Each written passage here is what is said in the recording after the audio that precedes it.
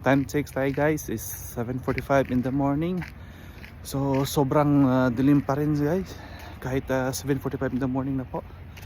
So guys, share ko lang sa inyo, swerte mo na din kung nandito ka sa Canada, yung bahay mo ay andito lang, yung trabaho mo ay nasa likod lang. Napakaswerte na po guys, kasi hindi ka na mag-bus gaya ko.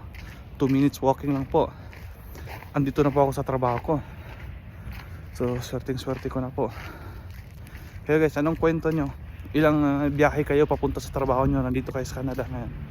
Share nyo lang guys kung gaano katagal ang biyahe nyo papunta sa work nyo. Sa akin around 2 minutes lang, andito na ako sa work ko.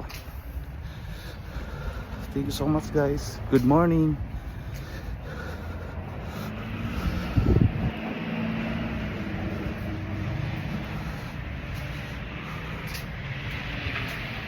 Ingat po kayo. God bless.